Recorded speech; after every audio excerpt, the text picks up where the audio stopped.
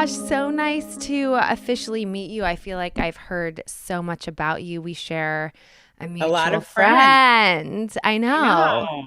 Crazy. You look gorge. I had press today. That's why I'm like glammed on. This is not normal for You me. no, you look stunning. So you've had such a busy day. I actually DM'd you and I was like, if you want to reschedule, totally feel free because I saw your kids. It's like it's so funny that you said that about your kids knowing that you had a busy day. Why did they do this? Why did they do so they just like piled on top of you in the middle of the night and then you were up since like 3. Literally, like 3 o'clock in the morning, my son comes in. He just like puts his leg on top of me and sleeps like in my space. And I'm trying to gently move him over. It's not happening. He keeps coming right back.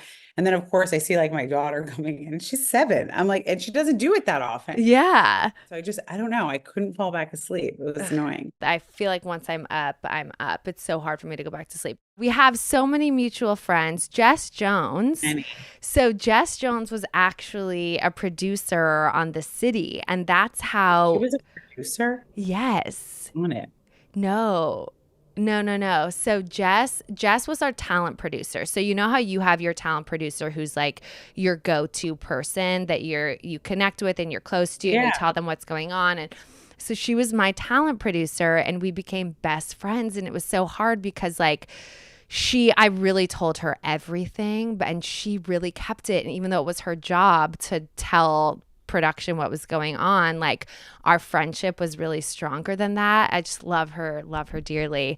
But you grew up in Manhattan, right? Yeah. Yeah. Too. Aren't you? Your friends with And Sammy. yes, and Sammy He was my too. neighbor for years in Tribeca, like literally on my block. So crazy. And like mosey over each other's houses with our kids and stuff. Such a small world. So born and raised in Manhattan. I saw that on last week's episode. I thought that was so funny. Everybody keeps telling me to put in my bio city person. You need to. Yeah. You honestly just like go full force with it. But I think about moving back to Manhattan all the time. Tell me, so you have 3 kids. You live uptown right now, yeah? Well, I just moved uptown. Yeah. Yeah. Okay. Yeah, it's great. Tell me about life in the city with 3 kids. I love it. I really do. I lived at our house out east during COVID Hmm. and I went crazy. I was like, how do I go for a walk? Like I'm walking in the woods. Like I can't do this. I need to Yeah. go get a coffee. I need to have a destination. Like I need to be walking fast. I'm not just like gonna power walk to power walk, like Totally. I needed like things to do on those like, 'cause I don't know, I have a lot of energy Yeah. and I almost felt like it was harder because I'm just not used to car culture. I mean, Hmm. obviously there are perks to living in the suburbs and like Hmm. having of course, but I felt like, okay, I just want to jump in a cab and like take this one here and drop them off and then go to the next location. And the after school stuff is hard, which is why I moved uptown because Uh-huh. the lives are uptown. Like my son had basketball 5 times a week, and I'm like going from Tribeca 45 minutes to their school uptown. I was going nuts. Yeah. Yeah. But I don't know. For me, I mean, I just don't know anything else. And either does my husband. He's also city kids. Born and raised city kid. Yeah. Yeah. I'm just like, this is it Yeah. for This is it for you guys. Yeah, because like for me, I mean, I only have one. And I've always been like, oh my God, the thought of raising kids in the city, how difficult and like bundling and groceries and but at the same time, I'm like you, like I don't really love car culture. I feel very kind of isolated a little bit where like you have to have a destination. That's why I feel like everyone in LA thinks everyone's so flaky because no one wants to make plans or like cancels or do anything because you have to get in your car and make a plan and drive. Yeah. And in New York, it's like, it's so spontaneous. And so Timmy, since he grew up there, he's like, I don't really want to go back. really. Yeah, he loves the lifestyle here. But I'm always like, ugh, sort of just wish something work wise would bring me there. So it was like an excuse to have to do it. But I'm there every couple weeks now anyway. Oh, that's Um, good. yeah, so that's good. But so in terms of, okay, so born and raised New Yorker, did you watch the Real Housewives before you got approached to be on it? I watched New York back Yeah. in the day, not Yeah. the recent seasons. I mean, I should actually, but I don't know, I couldn't get into it after a while. Yeah. Yes, I like Beverly Hills. Love. It's very good. And I actually love those women. Like personally, they're really, I could totally see you vibing with the Beverly Hills gang.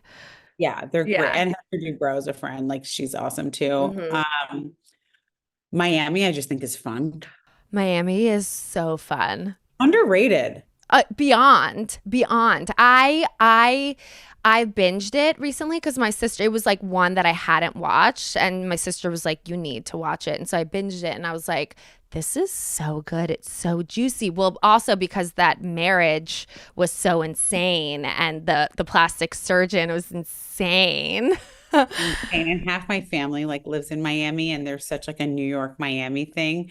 So like my aunt like actually knows him. And so like I just knew the backstory. Also, Lisa's now dating my cousin's best friend. Stop it. Weirdest thing. Yeah. So it just like I like felt like I kind of knew some of them. So watching it was like so wild. And also their drama is so much more like high stakes. It's so intense. I know. I'm like, this is sometimes I get over the plot lines where it's like, so and so wasn't invited, to the party. And I'm just like, I'm over this. Like, I need some real drama. But then I'm like, I don't like watching people's lives falling apart. It's such a hard thing. And we're going to get into that. But like, did you get approached, or were you like, did you ever think that this was something that you would do, or how did it all come about? Good question. It was really kind of out of left field. Yeah. I was a friend of mine was moving to New York and she reached out to me. It was a former castmate of ours. I don't know if you know the story with this girl Lizzie. She was moving from Dallas. Mm-hmm. Um, I don't know this story. well, there was a Okay. girl that was going to be on the show Okay. Okay. and she was moving from Dallas and she was like, "Can you help me find an apartment?" And I'm like, "Sure, you're moving to New York. I'm so excited." And she's like, "Yeah, actually, I think I'm going to be on Housewives of New York and they're looking for more people. You should do it. You'd be great. Like they should meet you." So I was like, "Okay, I'll meet them." And it went like that. Like it was so quick. I got on So a quick. Zoom. After the Zoom, it was like meet Abe. They met Abe and then I came into 30 Rock and then actually on my 35th birthday, I got like the letter, which was so like weird, that it would happen on my birthday. So weird. Like maybe this is really might be Meant to be. Yeah. yeah. When you first heard about it, when your friend was like, you should do it, and you started doing the interviews and stuff, was there a part of you that was like, I kind of hope that they don't choose me? Or were you like, I really want to do this? I don't think I thought that much about it, Yeah. which is kind of my personality. Yeah. Very much like a yes, yeah. And then Let's after, like, go. Yeah. what was I thinking? Yeah. Yeah. I'll start businesses on a whim. I've been known to do that. Like, it's just Same. how I am. So I honestly, like, I talked to my family, obviously, and I talked to Abe about it. And, my parents were like, yeah, of course, like, do it. It's great for business. Like, Totally. why not? Yeah.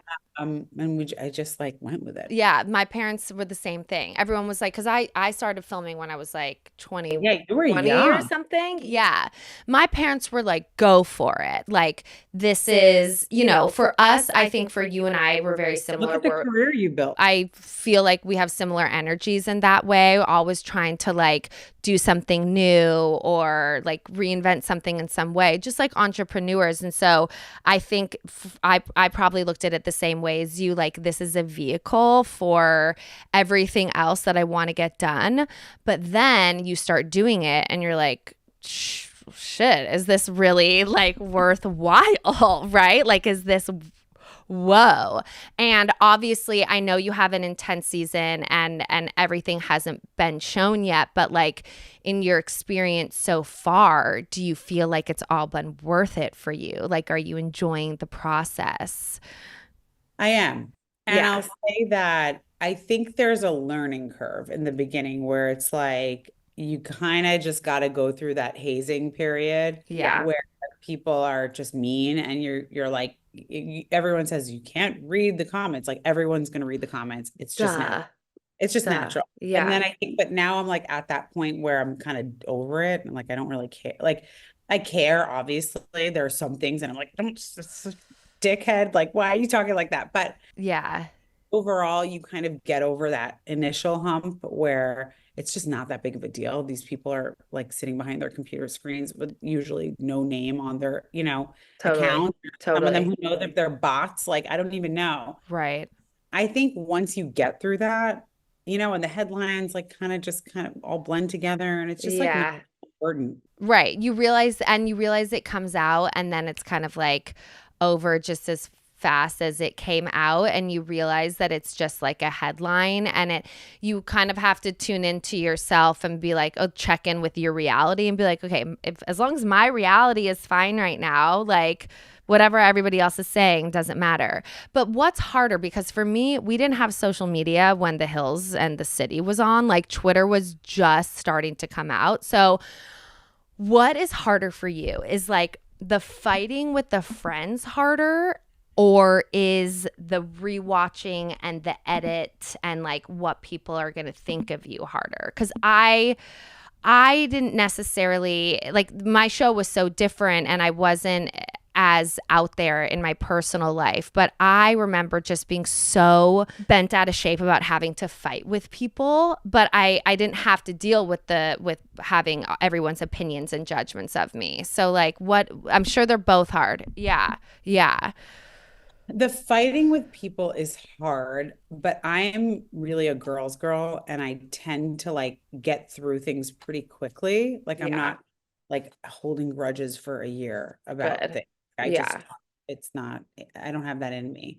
Yeah. Uh but watching it back, I think can get tricky for all of us, but for some people more than others. And then it almost feels like you're in that fight again. Like Exactly. the people that take it really hard, they take it hard again out on you. So Right. that for me was probably the trickiest because it's like, well, here we go again. Now I have to be in this fight with you again. We've resolved it. Yeah. And it's just like that part for me is incredibly frustrating. I can imagine. And then they're showing like your diaries or your when you do Confessionals. the And confessionals, and you're saying things in that moment that you were actually upset about and they haven't heard yet. And so then it's right. It's just like rehashing everything. See, that would give me so much anxiety. Like it's not great. And especially this year with obviously things getting more personal, I can imagine. Like, how is Abe with the whole filming thing? How's he doing?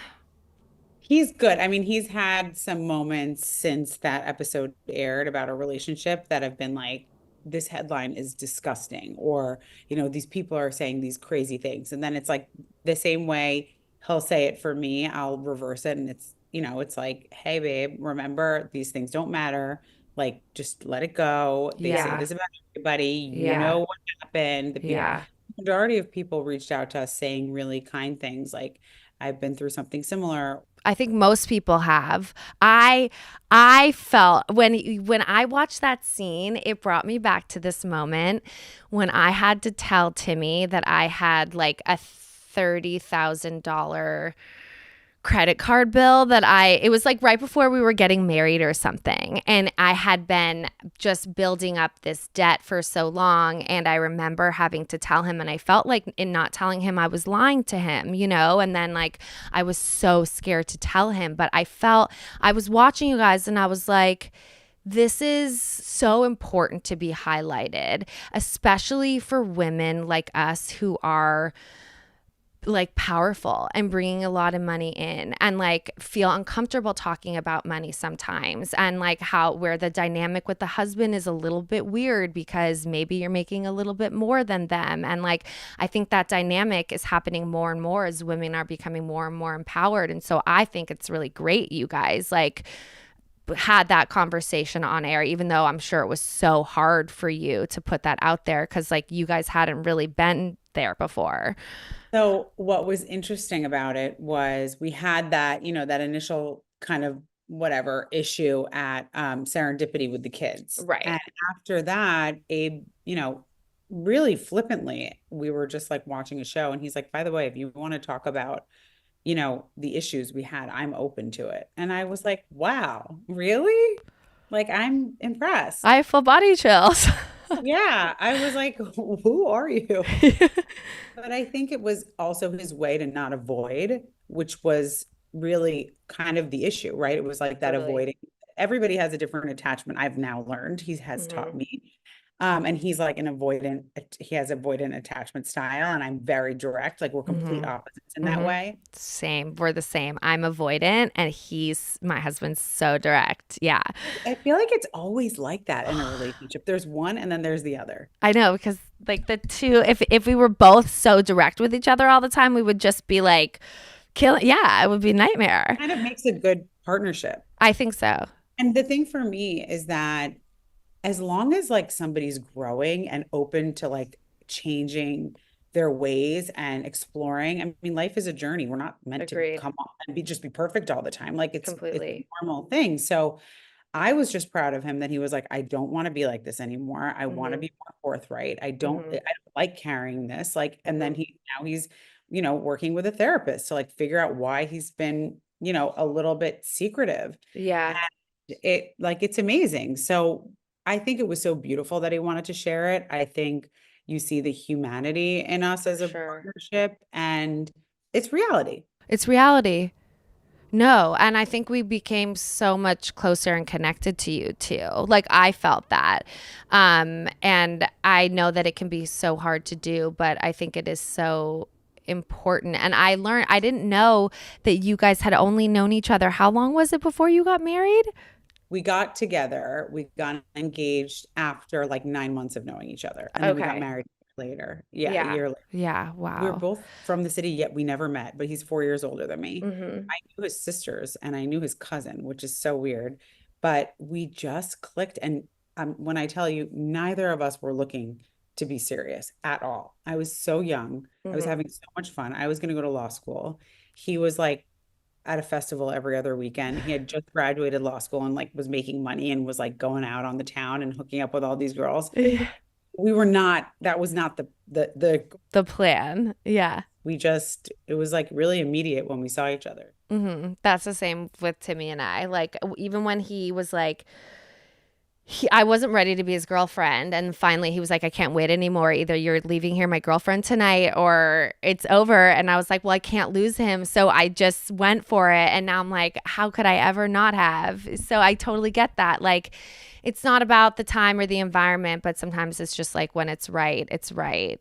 But I'm happy that you guys, like, I'm so happy to hear that things are like moving along and that he's in therapy and that you guys are figuring it out. And I know you've had such an intense year. Like I can't even imagine. I feel like the first thing I actually wanted to say to you was to just give you all my love and hugs and feelings and everything, my condolences about your father. It's like so even uncomfortable for me to talk about it or say the right thing or know what to say because I went through it as well. Not recently, but it's like that words can't really ever do anything, so it's uncomfortable. But I am so sorry because it seemed like you were so close with your dad, like so close with your dad, It was my like backbone. your backbone. So how are you navigating your grief at the moment? Don't know. That's how I'm navigating my grief. It's like Yeah. every day is different. The Jewish holidays were really hard for me. Um, some days I'm like angry, some days I'm just like a mess, some days I'm fine. And Hmm. right now I'm almost like leaning into the distraction, Yeah. like I'm just Yeah. enjoying like not thinking about it and just like avoiding it because Yeah. I think I need to just like fight or flight kind of mode. Sometimes that's healthy, and then sometimes it's worthwhile, like scheduling a time for a breakdown, like Heather Dubrow said. And I'm like quoting all these words. She said it in one episode this season where she was saying how about her husband. She was like, I don't have time to deal with it right now. So we're going on a vacation to Mexico, and I like set a couple hours to go on a walk by myself and cry about it. But like you need to, like from one person who's gone through it to the next, I would say, and there's no right way to do it, but I think yes, it is healthy to distract yourself and like fill yourself up with the things that make you happy, but it is also important to take some time out to like just have a cry so that you're not pushing it down, you know? Yeah. Yeah, I Yeah. know. I know. But I know there's no right way to navigate it. It's still weird for me. It's so weird. It's like I'm not, It's not even real. and not fully. Yeah, I totally get that. I think also talking to to other people who have lost parents was kind of the only people that I could talk to about it because I felt like no one else understood what I was It's going almost through. irritating to talk to Yeah. people. No, I completely get it. I completely get it. But talk to me about your mom because that was obviously an emotional roller coaster. Year I had. I mean, Unreal. it just means that it can like only go up from Yeah, that's what here. I was saying that earlier. I'm like, I'm looking forward to 2025. Yeah. My dad was very private about his health. Okay. Like, so no one knew. He was always very healthy, macho, big guy, like never had issues, never took a pill, never would take Advil, like very healthy. Mhm. He was a smoker. He got lung cancer 5 years Mhm. ago, Mhm. went on immunotherapy, was cured, like actually, which is wild because he had stage 4. Like literally the doctor was like, you are cured. And I hate to say those words, but you are cured. Started picking up smoking again, which, obviously there was a part of us that were me and my siblings that we were so angry that he Of would do that. course. But here's a guy that smoked for 50 years. I mean, it was very hard for him to kick it. Yeah. He picked it up again, got it back, and then got pneumonia, and it was like fast. It was a matter of Yeah. months. There was a point during filming that I was going to 2 different hospitals for parents that were in treatment for different things. And I was like, Oh my what the God. fuck? I'm like, how is this my reality? Like and not, it gives me perspective because the girls on the show, like a couple of them have had real struggles. Like, and Uh-huh. I'm very grateful for the way I grew up, and my parents were amazing and they were always healthy and I never had issues, and like they were just nice, normal parents to me, Yeah. very Yeah. so like that helped me like just have perspective, but it For was just a sure. lot of things. Like A it was lot. just a lot at once. No, nobody deserves, like, no matter how little you've gone through, like, no, that's too much for anybody to handle. Yeah. And right now it's too hard to see, but the perspective you'll have on it will be incredible. But, like, for you to have to take care of 3 kids, to have to be a wife, to be a daughter to 2 sick parents, and then to show up for your job, like to film, like to actually be like, how did you do that? What would you tell yourself before getting there? I honestly, like it just for me, I'm professional in the way that, I am with any other business, and like I committed to it. So I was Yeah. committed to it. Yeah. But sometimes it was nice because it was like an outlet. Right. It Right. was just a distraction and an outlet and like something fun most of the time. I mean, as much as I had ups and downs with the girls, like I really feel like I didn't get into any blow ups or anything like that were so insane. So like Hmm. I was just having fun, and it Right. was for me, Right. at many times. Like a little release and like a little escape Yeah. from your reality. Yeah. I totally get that. All right. Well, talking of Mezcal, I freaking love Mezcal. Like, I need some. Case, I got you. You got to send me your S- address. So, did you started this how long ago? A little over a year ago. Yeah, a year ago. Okay. 1,000 locations. I can't even believe it. It's wild. Like Oh my it's crazy. God. I know. I like pinch myself. I can't even believe it. So, were you always like a Mezcal drinker and then you were like, I have to No, make my own? Oh, so how did this come I was not. about? Well, I mean, I became a mezcal drinker, but I was a tequila girl Yeah, like same. forever. And I fell in love with Tulum. We were going back to Tulum a bunch. And about, I think it was like 10 to 12 years ago, Abe and I rented this one house. There's one house in Tulum that you can rent. You probably Okay. know it. I have never actually been to Tulum. I know. Oh my, it's really changed a lot, which is kind of a bummer, but Yeah. uh it's like a special place. I brought our friends, like I did a 40th birthday party for Abe last year, and a Fun. lot of friends came who had never been, and they were like, we get it. It's like So elevated. It has special. like a St. Bart's vibe, but it's like you don't have to wear shoes and you're just walking on the beach and it's like so relaxed and Ugh. so chill, and the Ugh. food is clean. It's just the best. But we were at this house and the house manager came by one night with like no name bottles of mezcal, and he had tahine and orange slices. And we were Hmm. like, okay, we're trying this. Like, what is this? And he's like, this is mezcal. Nobody in Mexico drinks tequila. That's for the white people. And I'm like, really? And he's like, yeah. So we tried it. And immediately Abe and I were just so confused. Like, how does this not exist for Hmm. America? Like Hmm. Hmm. everybody's taking shots of tequila, but nobody takes shots of mezcal. Why?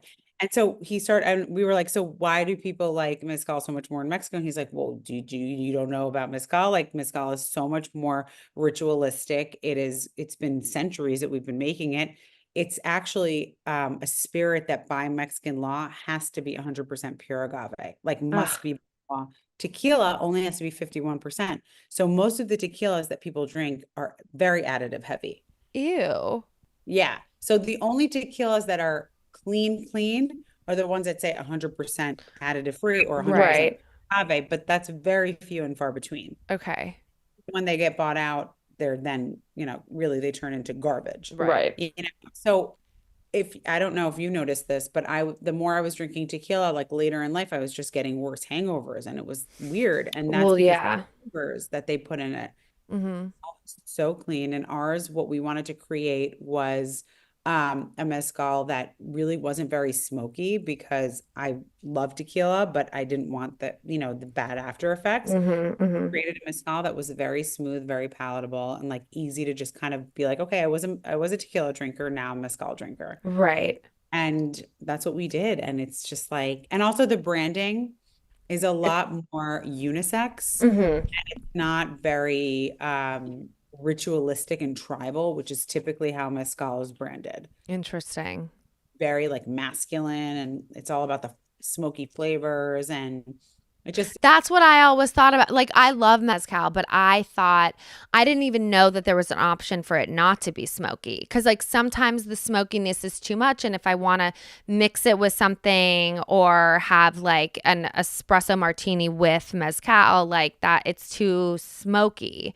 so the thing that's also interesting about mezcal that's different about tequila is only made from one agave species, which is blue Weber agave. And Okay. mezcal, the reason it tastes different is because it can be made out of like, I don't know, I think it's 75 different agave plants.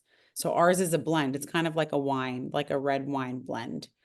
So that's why there are mezcal tasting rooms, and like tequilas, yeah, you can taste them, but it's just about the aging process. Right. You can have one that's extremely smoky because they smoke it for longer. And also the species is different than like ours, for example, which has a quiche in it, which is very like it's a wild organic and really smooth. It like balances the levels. So it's Ooh, interesting. yum. Okay. So tell me, like, how was that starting in that business, not knowing really much about that industry? Was it like a huge learning curve for you? Like, what was your strategy when it came to this, not having been in this industry before? Again, we just kind of got into it. Yeah, just like trial by error. Our strategy was really to create a product that I like, that we wanted. And personally, as a mom, like I wanted to drink because I love going out and having a spirited night, but I can't deal with the hangovers. Like I I just can't. I just, can't. yeah, even red wine at this point is giving me a hangover, which is just pathetic. How often do you drink? It depends. Like I'm not like so linear about it, but Yeah. it's a week. Yeah. Yeah, I'm like very social. I'm out and like. I know. I'm not. And I when I'm in New York I am, but when I'm here I'm not. It's such a different culture. But I know that if I lived in New York, I would be like that too. But yeah, the hangovers the next day with kids, it's just like it can't be an option. Your favorite cocktails with the Mezcal. Oh, I love a Paloma. Love a Paloma. I love, honestly, even just grapefruit juice with mezcal is so delicious. I love a mezcalita. Espresso Ooh. martini with our mezcal is insane. It's like one of the biggest sellers at Zero Bond. It does so well. Oh my God, amazing. And then where can everyone find it? Well, you can go to our new website where it has a locator. We're not yet in California. Okay. We're all over the Northeast. Amazing. Just found out that Jersey's like our biggest sales velocity state. I'm like, what? Interesting. I know. Mezcal Interesting. in Jersey. Who knew? Great. Yeah, no, totally. We just did a big incentive awards dinner last week for our top sales reps. So that was really fun. Oh, that's cute. That's so, do you feel like this takes up the majority of your work right now? Because I feel like probably like me, you wear a bunch of different hats. Like, is this like your biggest, your biggest focus at the moment, or does it kind of always switch? Definitely a very, very big focus. I'm like the head of marketing. So, and I manage like, the girls that work on marketing and design and all that good stuff. Yeah. But I have a couple projects in the works, so I'm just so slammed. It's really insane. Yeah. You have to, I know. Just balance, and it's not always easy, but we get through it. Yeah, we get through it. I always say that I believe like for some people ADD is a blessing. And I think I have severe ADD and I can't do one thing. Like it doesn't work for me to do one thing. I'm feeling like so similar to you. I have never been diagnosed with ADD, but like I'm pretty sure that I have adult onset ADD where my mind is just, yeah, it needs to be doing something new. And sometimes I wish it weren't so that I could just like follow through on something, from beginning to end. But I also have to just accept that that's not who I am and just like give myself grace for that. But do you feel like every day looks different for you? And does that stress you out? Like, how do you kind of manage scheduling your days? Well, I actually, my managers were like, you need an assistant. I would assume that you already would have, but no, you need. And now looking back, like, how the hell was I managing all of my kids' schedules, my multiple businesses, like my own schedule? I don't know how I did it. You are very high functioning. But no, now that I've hired her, it's like, what a world of difference. I mean, even just scheduling my kid's doctor appointment to get their vaccine for school, that is like such a weight off my shoulder. I know. It's really such a luxury to be able to do that. Yeah. It's going to be a huge help for you. And I think like yeah, I was having someone do my schedule for me, and then I was like, that's not really something that I need. Like, I really want to manage my own schedule so that I can decide what times I'm like doing everything.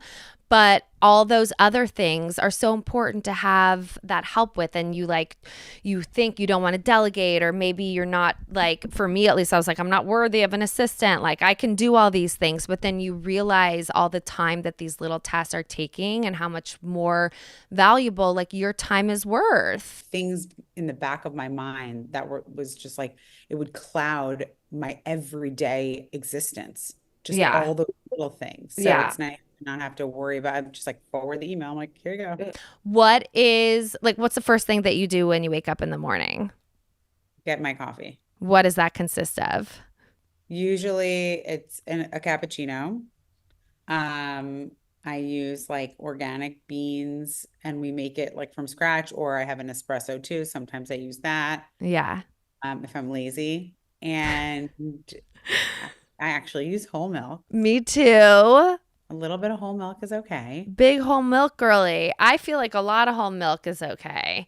I have a celery juice most days. Ooh, amazing. Oh, you would love, my friend makes the most amazing celery juice here in LA. Yeah, organic orange celery juice. When you come to LA, you have to get it. Okay. Oh, yeah. Yes. Damn. Shit. Well, when you come back, he makes they're actually delicious, and like it's weird to say about celery juice, but they're actually yeah. His company's called Organic Orin. He does organic meals delivered fresh every Monday and Tuesday, and then along with it, you can get like a juice cleanse for the week.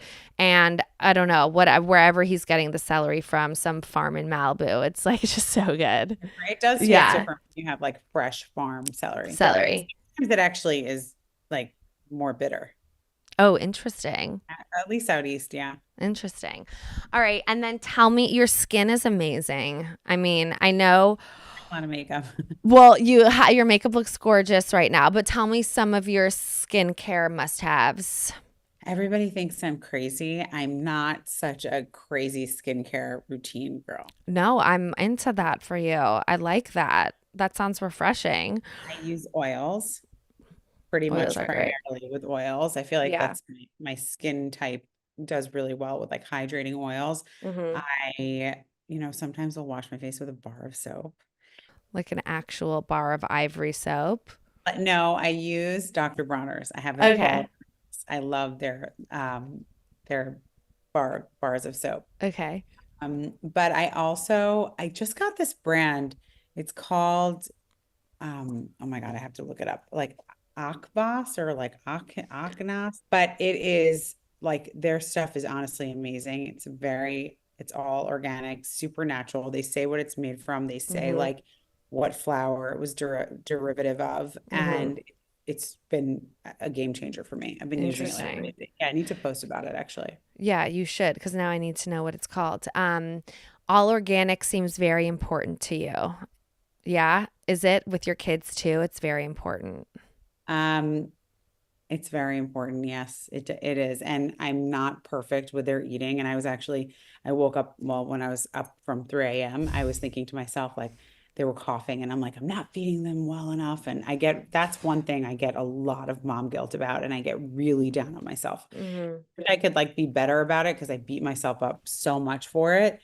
But that one thing is I buy all fruit and veggies organic because I Yeah, think same. and all the meat that we get in our house is from a local butcher that gets everything from a farm. And when Hmm. the cow is done. And Hmm. that's where we get like all of our animal products from. And girls are getting their periods at like 9 and 10 now because of the No. hormones in food. It's like it's really serious, I Real. think.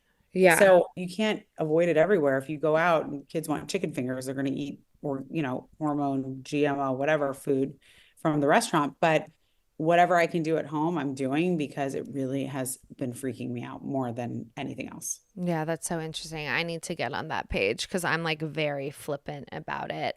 And I feel I like get it. It's sometimes, hard. yeah, it's hard. And I think like because what we keep in the house is very healthy, and Timmy cooks and like he eats well at dinners.